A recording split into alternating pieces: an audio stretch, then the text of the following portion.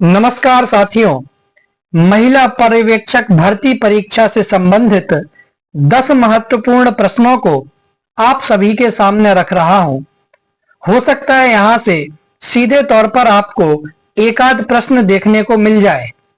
सबसे पहला प्रश्न है, महिलाओं के मामले में 18.5 किलोग्राम प्रति मीटर स्क्वायर से कम के बीएमआई का अर्थ क्या है? बहुत अच्छा प्रश्न। महिलाओं के मामले में 18.5 किलोग्राम प्रति मीटर स्क्वायर से कम के बीएमआई का अर्थ है ऑप्शन ए सामान्य से अधिक पोषण, ऑप्शन नंबर बी सामान्य से कम पोषण, ऑप्शन नंबर 3 संतुलित पोषण या फिर ऑप्शन नंबर 4 उपर्युक्त सभी।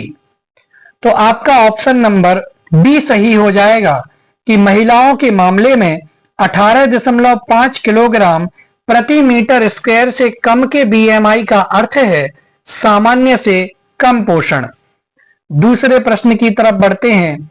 राष्ट्रीय अंधता नियंत्रण कार्यक्रम के अनुसार अंधता का मुख्य कारण क्या है? राष्ट्रीय अंधता नियंत्रण कार्यक्रम के अनुसार अंधता का मुख्य कारण क्या है? ऑप्शन ए मोतियाबिंद, ऑप्शन बी बेरी, ऑप्शन सी विटामिन बी12 की कमी या ऑप्शन डी उपर्युक्त में से कोई नहीं। तो ऑप्शन नंबर ए आपका सही हो जाएगा कि राष्ट्रीय अंधता नियंत्रण कार्यक्रम के अनुसार अंधता का मुख्य कारण है मोतियाबिंद। तीसरे प्रश्न की तरफ बढ़ते हैं। राष्ट्रीय ट्यूबरकुलोसिस कार्यक्रम का मुख्य उद्देश्य क्या है? बहुत अच्छा प्रश्न। राष्ट्रीय ट्यूबरकुलोसिस कार्यक्रम का मुख्य उद्देश्य क्या है? ऑप्शन नंबर ए निगरानी तंत्र स्थापित करना, ऑप्शन बी टीबी का उचित निदान या पहचान एवं केस प्रबंधन सुनिश्चित करना, ऑप्शन सी टीबी संचरण की गति वृद्धि को घटाना या ऑप्शन नंबर 4 उपर्युक्त सभी।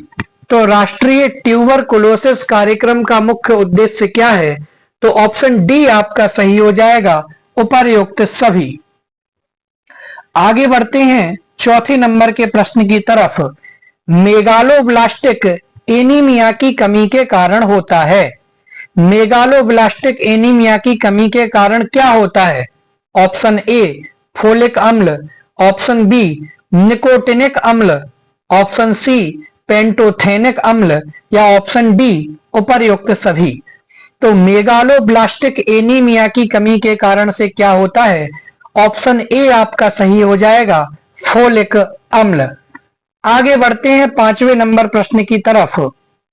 आईसीएमआर 2010 के अनुसार गर्भवती महिलाओं के लिए कैल्शियम की आरडीए क्या है? आरसीएमआर 2010 के अनुसार गर्भवती महिलाओं के लिए कैल्शियम की आरडीए क्या है? ऑप्शन ए 1200 मिलीग्राम प्रतिदिन, ऑप्शन बी 1600 मिलीग्राम प्रतिदिन, ऑप्शन सी 1400 मिलीग्राम प्रतिदिन या ऑप्शन डी 1800 मिलीग्राम प्रतिदिन। तो ऑप्शन नंबर ए आपका सही हो जाएगा कि आईसीएमआर 2010 के अनुसार गर्भवती महिलाओं के लिए कैल्शियम की आरडीए है 1200 मिलीग्राम प्रतिदिन। छठवें नंबर का प्रश्न देखते हैं।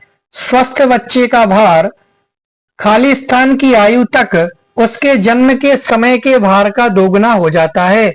तो स्वस्थ बच्चे का भार किसकी आयु तक या कितने वर्ष की आयु तक, कितने समय की आयु तक उसके जन्म के समय जितना भार था उसके भार का दोगुना हो जाता है? ऑप्शन ए 6 माह है, ऑप्शन बी 12 माह है, ऑप्शन सी 18 माह है या ऑप्शन 4 ऑप्शन डी 24 माह है। तो ऑप्शन नंबर ए आपका सही हो जाएगा कि 6 महीने की आयु तक स्वस्थ बच्चे का भार उसके जन्म के समय के भार का 2 गुना हो जाता है। 7 नंबर का प्रश्न देखते हैं कि निम्न में से कौन सी योजना के अंतर्गत पूर्ण शक्ति केंद्र नामक पायलट प्रोजेक्ट प्रारंभ किया गया था? तो किस योजना के अंतर्गत पूर्ण शक्ति केंद्र नामक पायलट प्रोजेक्ट प्रारंभ किया गया था? ऑप्शन ए राष्ट्रीय बाल स्वास्थ्य कार्यक्रम, ऑप्शन बी समन्वित बाल विकास योजना, ऑप्शन सी समेकित बाल संरक्षण योजना, या ऑप्शन डी राष्ट्रीय महिला सशक्तिकरण मिशन। बोलिए कौन सी योजना के अंतर्गत पूर्ण शक्ति केंद्र नामक पायलट प्रोजेक्ट प्रारंभ किया गया था? तो ऑप्शन नंबर डी आपका सही हो जाएगा कि राष्ट्रीय महिला सशक्तिकरण मिशन के अंतर्गत पूर्ण शक्ति केंद्र नामक पायलट प्रोजेक्ट प्रारंभ किया गया था। 8वें नंबर का प्रश्न देखते हैं। ट्राइफेड TRIFED का पूर्ण रूप क्या है? बहुत ही अच्छा प्रश्न है। Option number 1 tribal cumulative marketing development federation of India limited, option B tribal corporation for marketing and development federation, option C development federation of India limited, या option D tribal collective marketing development federation of India limited. बोलिए ट्राइफेड का पूर्ण रूप क्या है? तो option number आपका सी सही हो जाएगा, tribal cooperative marketing development federation of India limited. आगे बढ़ते हैं 9वें नंबर का प्रश्न। भारत के 14 प्रमुख बैंकों का राष्ट्रीयकरण किसके दौरान हुआ था? भारत के 14 प्रमुख बैंकों का खालिस्तान के दौरान राष्ट्रीयकरण हुआ था।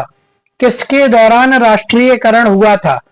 दूसरी पंचवर्षीय योजना के दौरान, ऑप्शन बी चौथी पंचवर्षीय योजना के दौरान, ऑप्शन सी छठी पंचवर्षीय योजना के दौरान, और ऑप्शन डी 8वीं पंचवर्षीय योजना के दौरान। तो ऑप्शन बी आपका सही हो जाएगा कि चौथी पंचवर्षीय योजना के दौरान भारत के 14 प्रमुख बैंकों का राष्ट्रीयकरण हुआ था। और 10वें नंबर का प्रश्न है, किस पंचवर्षीय योजना को महालनोबिस योजना भी कहते हैं? किस पंचवर्षीय योजना को महालनोबिस योजना भी कहते हैं? ऑप्शन ए पहली पंचवर्षीय योजना को, ऑप्शन बी दूसरी पंचवर्षीय योजना को, ऑप्शन सी तीसरी पंचवर्षीय योजना को, या फिर ऑप्शन डी चौथी पंचवर्षीय योजना को। तो ऑप्शन नंबर बी आपका सही हो जाएगा कि दूसरी पंचवर्षीय योजना को महालनोबिस योजना भी कहते हैं। तो 14 प्रमुख बैंकों का राष्ट्रीयकरण हुआ था चौथी पंचवर्षीय योजना के दौरान, और महालनोबिस योजना भी कहते हैं किसको? दूसरी पंचवर्षीय योजना को। इस प्रकार से टॉप 10 प्रश्नों को आपके सामने रखा है। आगे मैं आपके सामने टॉप 20 प्रश्नों को लेकर के जल्द उपस्थित होऊंगा। धन्यवाद। जय हिंद।